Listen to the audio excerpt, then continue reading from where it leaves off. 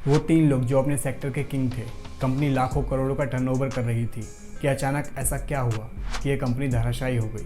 कभी पूरे भारत में स्टोरेज डिवाइस के मार्केट का 80% हिस्सेदारी रखने वाली ये कंपनी आखिर क्यों डूब गई। 8,000 से भी ज़्यादा वर्कर्स इसमें काम करते थे, हर साल करोड़ों का रेवेन्यू जनरेट होता था, लेकिन अचानक से ऐसा क्या हुआ कि ये जानी मानी कंपनी बैंकरप्ट हो गई। वर्कर्स को तनख्वाह मिलनी बंद हो गई, कंपनी पर ताला लग गया, 2,000 से भी ज़्यादा एम्प्लॉय की नौकरी चली गई, बल्कि कई वर्कर्स आत्महत्या करने पर मजबूर हो गए। कुछ वर्कर्स का कहना था कि इस कंपनी ने उनके साथ धोखा किया है। तो दोस्तों, आखिर इतनी बड़ी कंपनी कैसे कंगाल हो गई और वर्कर्स को बिना खबर किए कंपनी बंद कर दी गई। तो जानते हैं एक जानी मानी कंपनी मोजरवेयर की पूरी कहानी। ये धरना प्रदर्शन जो मोजरवेयर के एम्प्लॉयज़ की तरफ से है वो इसलिए किया गया कि हमारी 11 महीने की सैलरी पेंडिंग है। दोस्तों, इस कंपनी की शुरुआत दीपक पुरी ने की थी। असल में वो लंदन के इंपीरियल कॉलेज से मैकेनिकल इंजीनियरिंग करके भारत वापस आते हैं। शुरुआत में उन्होंने कोलकाता में मेटल इंडस्ट्रीज प्राइवेट लिमिटेड नाम की कंपनी खोली, जिसमें मेटल फर्नीचर्स और एल्यूमिनियम के तार बनाए जाते थे। लेकिन उस समय कोलकाता में लेबर यूनियन का प्रोटेस्ट चल रहा था, जिसकी वजह से उन्हें भारी नुकसान हुआ और उनका ये स्टार्टअप फेल हो गया। एक दिन वो दिल्ली अपने दोस्त से मिलने जाते हैं, जहाँ उनकी नज़र एक फ्लॉपी डिस्क पर पड़ती है, जिसे देखकर वो सोचते हैं कि क्यों ना फ्लॉपी डिस्क बनाकर मार्केट में बेची जाए, क्योंकि उस समय डेटा स्टोरेज की फील्ड पूरी तरह से खाली पड़ी थी, यानी ज़्यादा कंपटीशन नहीं था। दोस्तों, एक स्टार्टअप फेल होने के बाद उन्हें इतना तो एक्सपीरियंस हो चुका था कि बिजनेस कैसे करना है, और पैसों की भी कोई कमी नहीं थी, लेकिन कमी थी तो बस फ्लॉपी डिस्क बनाने की टेक्नोलॉजी की। तो उन्होंने जापान की एक कंपनी मोरिजॉन कॉरपोरेशन और स्विट्जरलैंड की एक कंपनी मोजरवेयर सुमिस वर्ल्ड के सामने एक ऑफर रखा कि वो भारत में फ्लॉपी डिस्क बनाकर बेचना चाहते हैं और उनको इस टेक्नोलॉजी की ज़रूरत है और मार्केट पूरा का पूरा खाली पड़ा है। तो हम तीनों मिलकर इस पर काम करें तो इस मार्केट के किंग बन सकते हैं। इस ऑफर को सुनकर दोनों कंपनी राजी हो गई। 1983 में मोजरवेयर इंडिया नाम की कंपनी भारत में खोली गई, लेकिन ये जॉइंट वेंचर ज़्यादा दिन तक नहीं टिक सका और तीनों कंपनियां अलग हो गई और फाइनली इस कंपनी को पूरी तरह से दीपक पुरी ऑपरेट करने लगे। साल 1986 में कंपनी प्राइवेट लिमिटेड से पब्लिक लिमिटेड कर दी गई, जिससे कंपनी में बड़ी फंडिंग आनी शुरू हो गई, जिसका इस्तेमाल करके कंपनी ने अपने प्रोडक्ट्स को और बेहतर बना दिया। फ्लॉपी डिस्क के अलावा माइक्रो फ्लॉपी डिस्क भी बनाने लगी। माइक्रो फ्लॉपी डिस्क आम फ्लॉपी डिस्क से काफ़ी एडवांस होती है। इसमें 1 से 2 MB तक का डेटा स्टोर कर सकते हैं और इसका साइज 5.25 इंचेस का हुआ करता था। लेकिन उस वक्त भारत में इन डिस्क की इतनी डिमांड नहीं थी, तो ये कंपनी ज़्यादातर अपने प्रोडक्ट्स को बाहर ही एक्सपोर्ट करती थी। साल 1988 में नोएडा में 100% एक्सपोर्ट ओरिएंटेड यूनिट बनाई गई, जिस वजह से नोएडा के उस एरिया को नैप्स यानी नोएडा एक्सपोर्ट प्रोसेसिंग यूनिट के नाम से जाना जाने लगा। दोस्तों, नैप्स में अलग अलग कंप्यूटर डिवाइसेस बड़ी संख्या में बनाए जाते थे, जैसे 5.25 head clearing kit, fax clearing set, antiglare screens और प्रिंटर्स भी बनाए जाते थे। फिर 1993 में कंपनी ने फ्लॉपी डिस्क को और छोटे साइज में बनाना शुरू कर दिया। 1996 से 1997 तक कंपनी ने 200 करोड़ खर्च करके अपनी मैन्युफैक्चरिंग यूनिट को और ज़्यादा बढ़ाया, जिसके बाद manufacturing unit 100 billion units per year हो गई और मोजरवेयर दुनिया की तीसरी बड़ी फ्लॉपी डिस्क बनाने वाली कंपनी बन गई। बदलते टाइम के साथ लोग फ्लॉपी डिस्क की जगह CD का इस्तेमाल करने लगे। 1999 में कंपनी ने अपना दूसरा बिजनेस शुरू किया, जिसमें CD और DVD कैसेट्स बनाने लगे।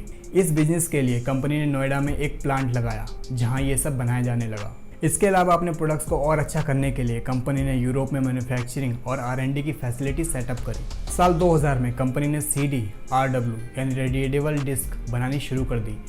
इसकी सबसे खास बात यह थी कि इसके अंदर किसी भी तरह का डेटा स्टोर किया जा सकता था, वापस नया डेटा भी ट्रांसफ़र किया जा सकता था। 2002 तक कंपनी ज़्यादातर बाहर एक्सपोर्ट ही किया करती थी, लेकिन दीपक पुरी को लगा कि भारत खुद एक बड़ा मार्केट है, जिस वजह से 2003 में मोजरवेयर को ISO सर्टिफिकेशन भी मिल गई। इसके बाद उन्होंने अपने प्रोडक्ट्स को इंडियन मार्केट में उतारा। अक्सर आपने देखा ही होगा, इनकी CD DVD कैसेट्स हर जगह दिख जाती हैं। जानी मानी HP कंपनी, जो कि अपने प्रोडक्ट्स 7 अलग अलग देशों को एक्सपोर्ट करती है, उसने मोजरवेयर से जॉइंट वेंचर कर लिया लाइट स्क्राइब डिस्क, और देखते ही देखते मोजरवेयर ब्लू रे डिस्क एसोसिएशन की कंट्रीब्यूशन मेंबर भी बन गई।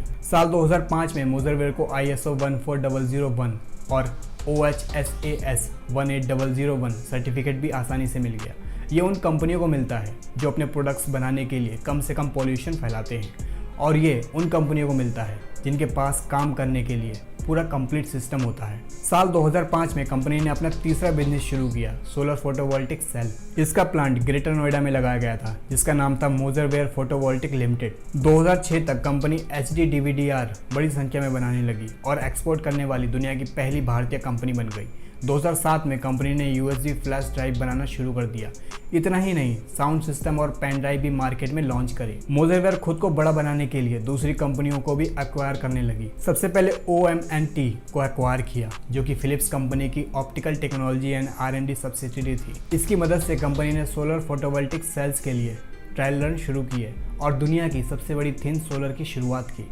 इतने बड़े प्रोजेक्ट के लिए $150 मिलियन के FCCBs यानी foreign currency convertible bond launch किए थे। ये असल में एक तरह का लोन होता है जो फॉरेन कंपनीज या बैंक से लिया जाता है और ये बॉन्ड और इक्विटी में भी कन्वर्ट कर सकते हैं। मोजरवेयर फोटोवोल्टिक ने कमर्शियल शिपमेंट अनाउंस की और अपने बिजनेस को और बड़े लेवल पर ले जाने की कोशिश की थी, जिसके लिए RAC ग्रुप को $880 मिलियन देकर अच्छे सोर्सेज के लिए टाइप किया था। इसके अलावा सोलर के बिजनेस को बढ़ाने के लिए मोजर ने 2009 में और भी बड़ी बड़ी कंपनियों के साथ करोड़ों का टाइप किया था। साल 2010 में माइक्रो SD कार्ड भी बनाने शुरू कर दिए और खुद का ई-कॉमर्स प्लेटफॉर्म भी लॉन्च किया। इसमें मोजरवेयर अपने सभी प्रोडक्ट्स को बेचा करता था।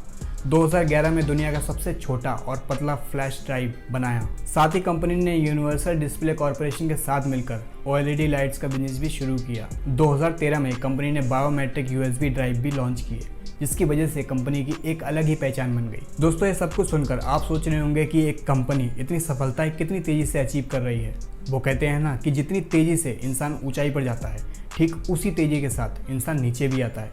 ऐसा ही कुछ हुआ इस कंपनी के साथ। मोजरवेयर ने इतने सारे बिजनेस को करने के लिए बैंकों से अलग अलग बड़े लोन्स लिए थे और उन लोन्स का रीपेमेंट टाइम पर नहीं हो पा रहा था, जिसकी वजह से बैंक्स इस कंपनी पर प्रेशर बना रही थी। तो पैसा वापस करने की वजह कंपनी ने सेंट्रल बैंक ऑफ इंडिया से एक और बड़े लोन की मांग की, लेकिन बैंक ने पैसा देने से इनकार कर दिया, बल्कि उल्टा ब्याज के साथ 354.51 करोड़ रुपए वापस करने को कहा, जिस वजह से रतुल पुरी बैंक से डेब्ट रिस्ट्रक्चरिंग करने का दबाव बनाने लगे। लेकिन बैंक ने ये बात नहीं मानी और कंपनी के हैवी डेब्ट को नॉन परफॉर्मिंग एसेट घोषित कर दिया और जल्द से जल्द पैसा वापस करने को नोटिस दिया। अब इस कंपनी को सेंट्रल बैंक से लोन नहीं मिला तो कंपनी की हालत दिन ब दिन खराब होती गई।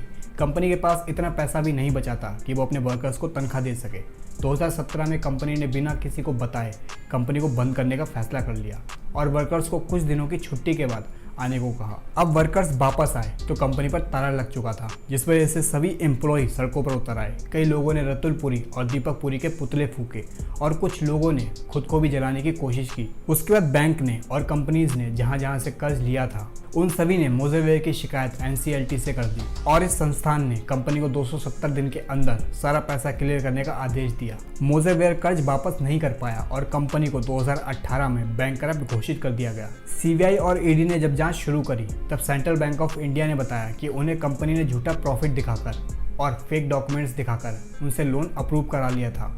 कई लोगों का ये भी कहना था कि दीपक पुरी की पत्नी नीता पुरी उनके भाई कमलनाथ हैं, जो कि कांग्रेस पार्टी के नेता हैं और मध्य प्रदेश के फॉर्मर चीफ मिनिस्टर भी रह चुके हैं। उनका भी डॉक्यूमेंट्स में फेरबदल करने में हाथ है। इसके अलावा जांच में ये पता चला कि रतुल पुरी ने 2009 के बाद अलग अलग बैंकों से बड़े बड़े लोन्स लिए थे। NCLT ने मोजरवेयर के फोटोवोल्टिक लिमिटेड की ऑनलाइन नीलामी कर दी, जिसे स्वादी ग्रुप, जिसे गैलेक्सी ग्रुप के नाम से भी जाना जाता है। इसने सिर्फ 72 करोड़ रुपए में ही इसे खरीद लिया था।